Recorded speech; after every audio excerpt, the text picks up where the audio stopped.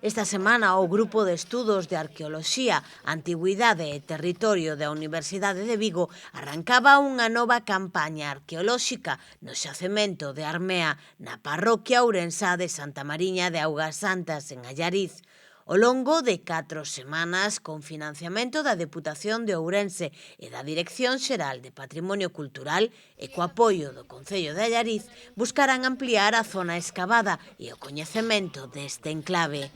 Esta será a campaña número 14 deste proxecto arqueolóxico, un dos que ten unha máis ampla traxectoria na arqueoloxía galega. O grupo, con sede no campus de Ourense, leva desde o ano 2011 estudando este xacemento, que destaca polo seu grao de conservación e o feito de estar nunha contorna rural cunha campaña arqueolóxica cada verán.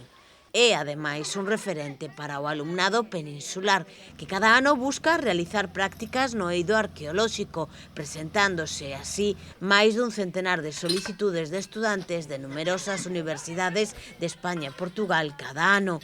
As intervencións anuais realizadas apuntan a que Armea foi unha auténtica cidade romana, ocupada arredor do século I despois de Cristo e abandonada no III, que suporía, despois da cidade de Lugo, o principal tecido urbano de época romana de Galicia.